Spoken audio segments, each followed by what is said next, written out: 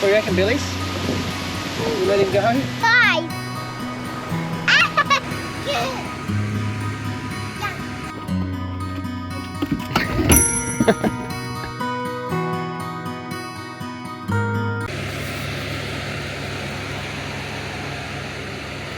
What do you reckon? Hey? It's yummy. It's yummy. That's yummy. You reckon that's yummy?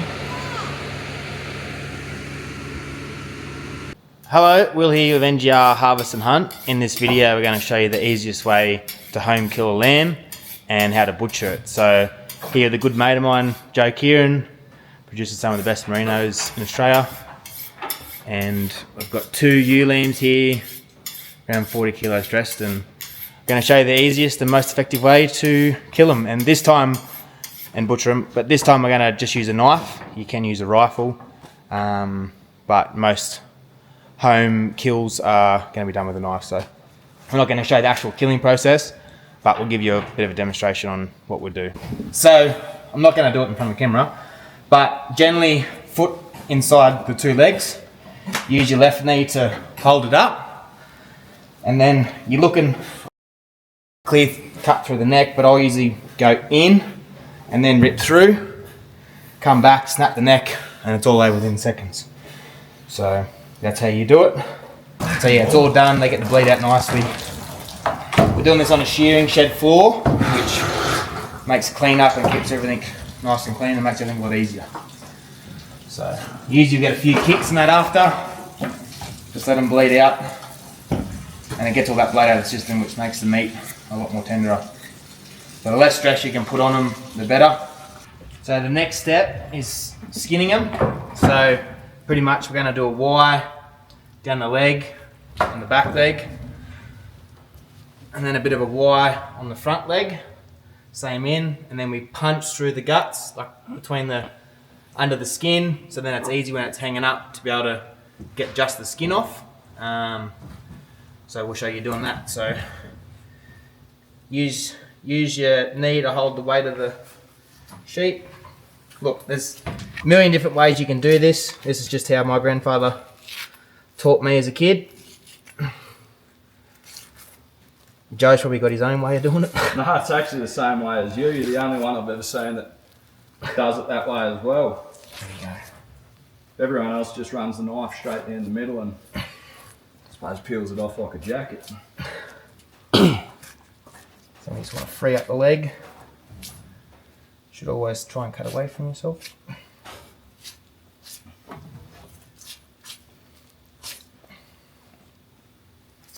You just want to get, as long as you're below that knee,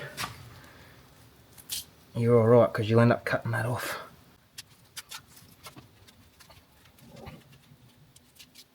Once you get under there, and cut that.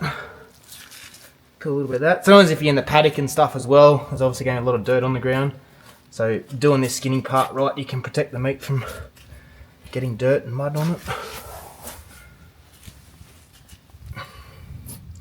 So you're just cutting on a slight angle there with the skin, but just enough to get under the meat. And the first few times you do this, is usually a lot of meat gets cut with the wool, but over time you get better.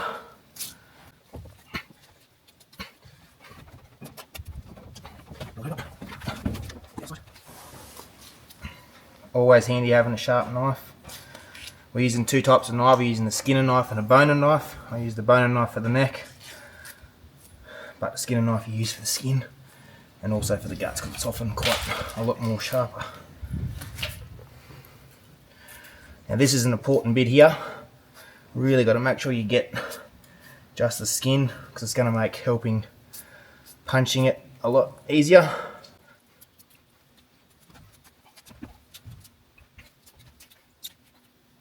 You can edit this bit out if you want, but can I tell you a little trick when you do the brisket? Yeah. You might already do it, but you stand on the throat. Yeah. And then you grab that brisket and lever it back, and you don't have to run your knife there at all. Yeah, okay. I think that's similar to what I do. Yeah.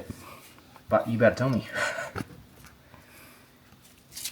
So you're punching it up? No, you don't even punch. Like, No. you'll just grab that, Yeah. stand on its throat, and Yeah, just okay. reef back. Right, And you won't get entirely, yeah. but you'll get most of it where you can get a better punch, and you don't have to run your knife over the brisket and slice that brisket at any stage. Yeah, right.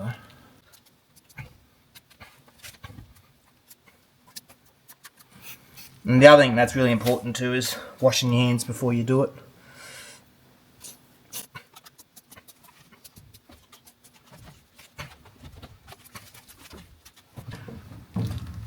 Yeah, because I normally would get in under that Yeah, if you and punch through like that. yeah. So what I normally do is I clear that entire brisket back to here, Yeah, and then I start punching, because then I just punch straight up yeah, to about there, yeah.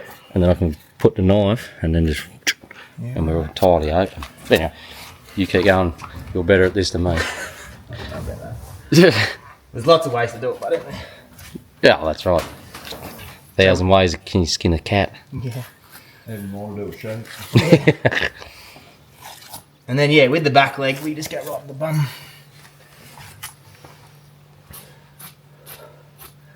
And then skin away. See, I'm not skinning right around it, only up this bit.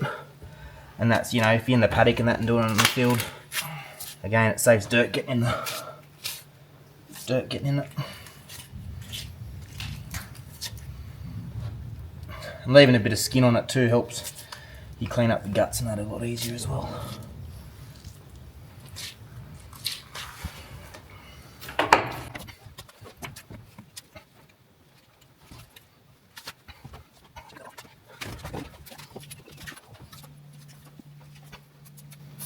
And you're doing it yourself, you probably advertise, what do they cost a kilo of sheep? 30, 40 bucks now? Oh, I'm not sure, mate. I've always just done it my own. There you go, one of the biggest meat producers, Merino producers in Australia, saying he kills his own. I don't know about the biggest. Oh, you're doing alright job, mate. Look at these girls. For Merinos, they're big.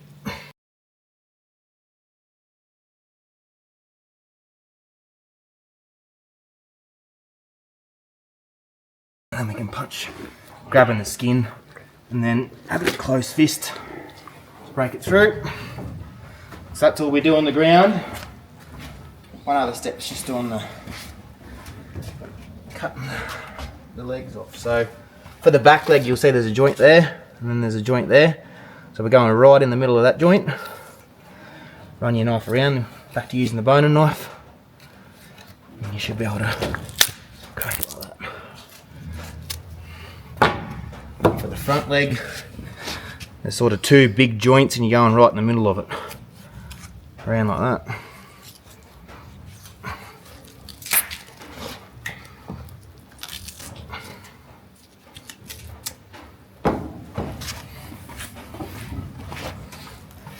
So again, we've sort of got two joints there and there. We're going on the second joint and in the middle. Because if you go high, you're going to cut into all that and you will not be able to hang the animal then. And you will do it at some point.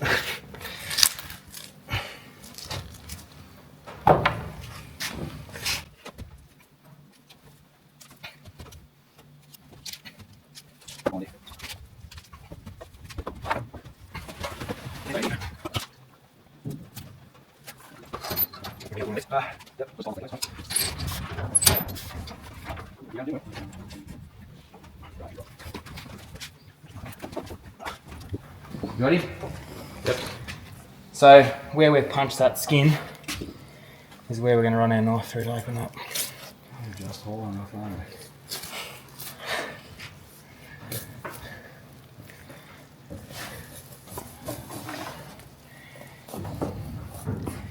It's important that when you do punch that first skin, you're making sure you're on top of that selvage skin. Because if you get on top of that, it makes punching it a lot easier. So you're just using the closed fist.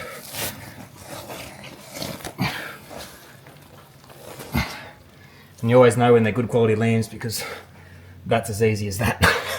A lot of times, if they're not as good nick, this is very hard to do.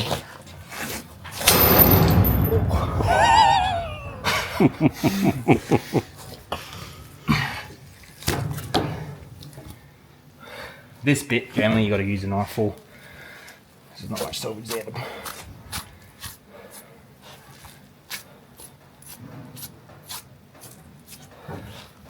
But yeah, the more you can punch, the neater it'll be, and the more salvage skin you have on, the better it sets in the cool room, which then makes it a lot more tenderer. Allows it to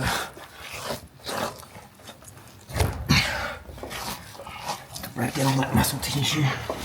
What's in the cool room?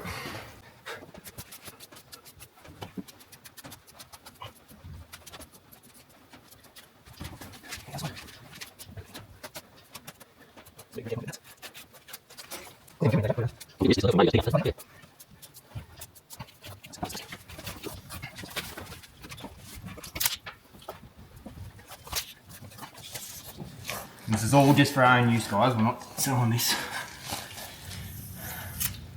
We, like you, have got to save money where we can, so if we can do it all ourselves, we know exactly that we're getting our own animals, or we know exactly how the animals are getting grown, and we know where they come from, and we know that that's what's going into our freezer to feed our kids.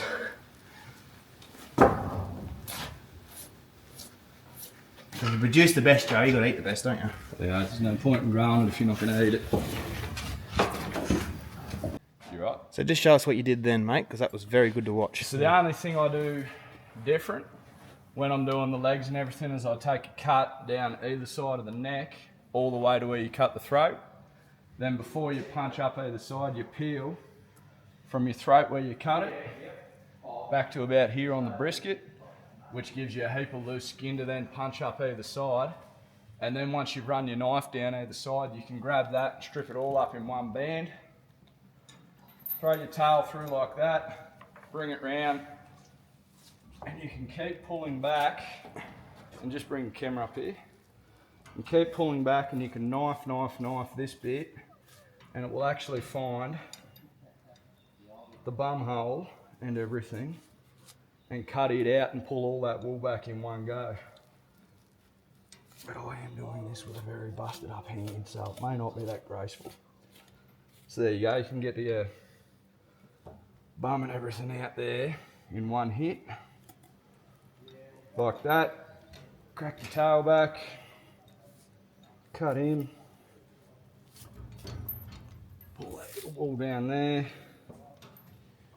And I am a bit rusty, I haven't done these for a while, but You and me both. through there, you get your little bone on your tail, crack him, and then you should, if you've cracked it right, which I don't think I have,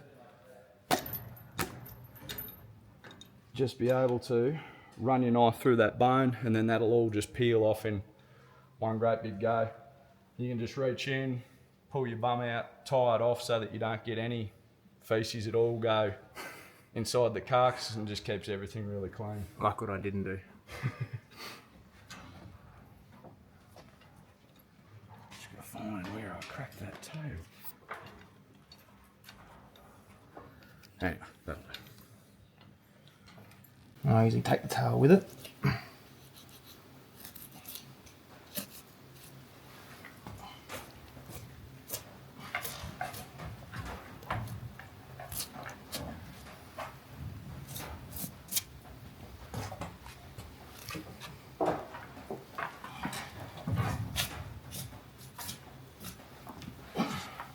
And look, don't be afraid, guys, if you get a bit of shit on there or anything, you just give it a wash off after.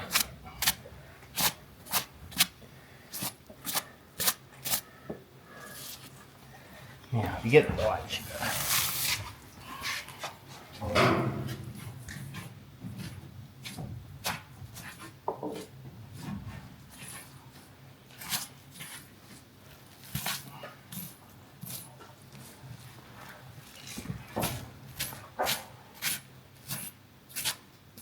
I should have punched that a lot more than what I did. You can see I use a knife more there where I punch this side, so like usual, I'm always in a rush trying to get it done. Should I get that bloke in the video? All hunched over.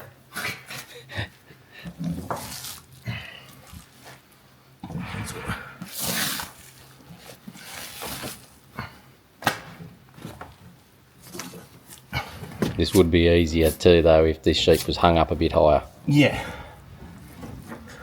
You just got to use what you got.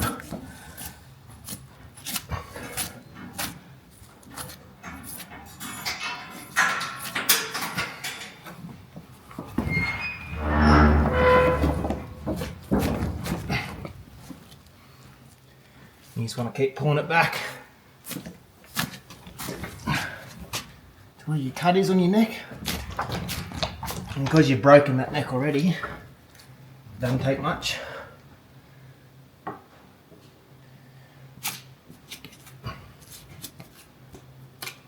See how I snap that neck? Come straight off. Now a little trick for making the guts a lot easier to clean up. Put the skin underneath. So, especially if you're out in paddocks, keeping that skin down really keeps it a lot more cleaner. And make sure your knife's nice and sharp for this bit, because this bit you don't want to be jaggering it. And a nice clean cut. I'll just get this bit cut out and then I'll just show you. This is what you're meant to do in a bungalow. My bloody semi-working hand.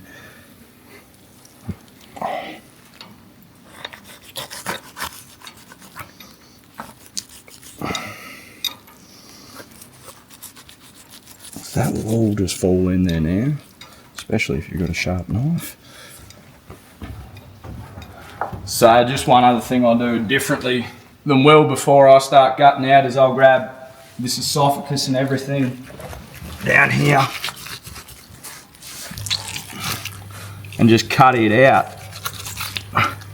And that way it's already all detached. When you go to drop the guts, it all just lifts straight up and out. You don't have to worry, because I don't split the brisket. I just keep it simple. When I do my skins, I leave the feet on as well. It just makes tying them up at the end there a little bit easier. You've just got a bit more to play with, I guess. Looks a lot neater. Hey? Looks a lot neater.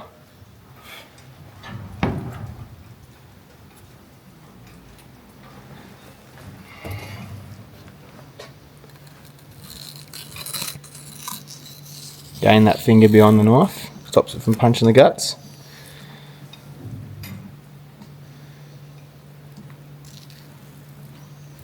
See, you get a tough bit like that. This knife is so blunt. Yeah, please, this one's no good. I don't know if that's going much better. A little bit. I'll just cut down to the brisket and everything should start falling out. Find that bladder, because if they're full, you will run into trouble. Cut a bit of stuff out of the way so you can get to it.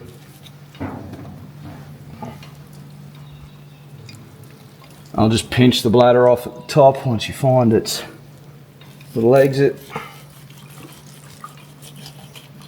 Cut that out and just get rid of it. Then you'll have no urine contamination or anything. The rest is all pretty straightforward, it just pulls out.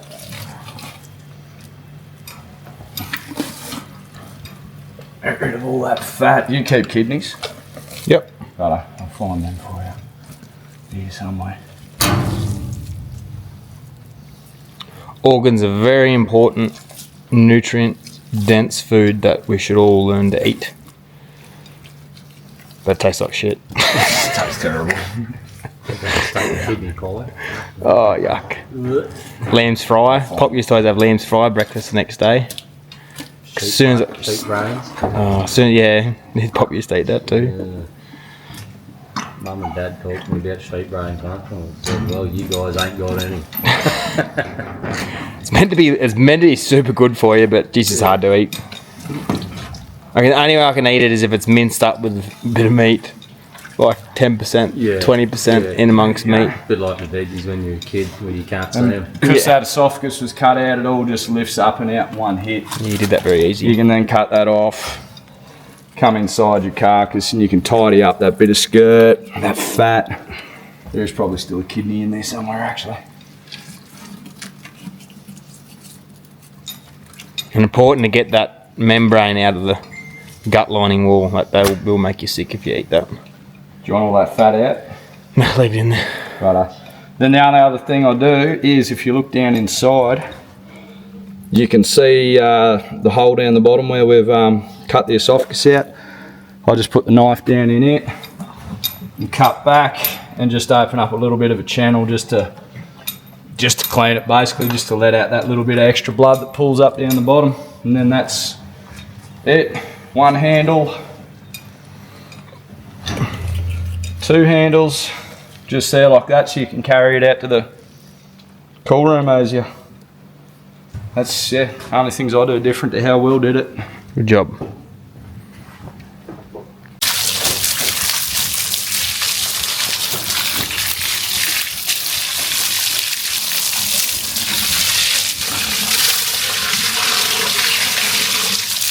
There we go.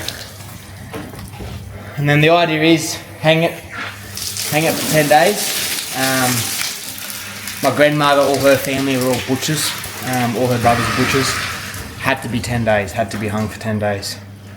And the idea of that is it actually loses weight, so it loses moisture.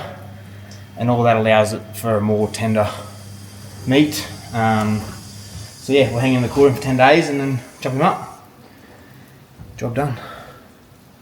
Stop it there. Yeah. I want to see the lamb. You want to see the lamb? Yeah. Oh, okay. I want to see the lamb.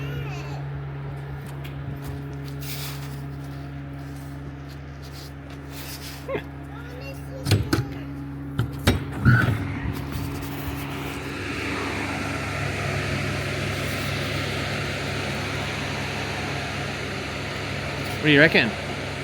Yeah. Hey? It's yummy.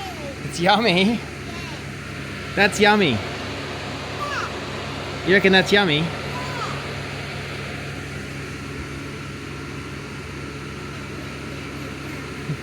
How old are you? 3. And where does your lamb come from? Out in the paddock? Yeah. Is that a sheep? A lamb. And what's a lamb? A baby sheep. Baby sheep. That's a big one. But these ones are big lambs. That's a big one, yep. Why? Why? Because Joe produces big lambs. Yeah. We better shut the door to keep the flies out, eh? Yeah? Bye-bye.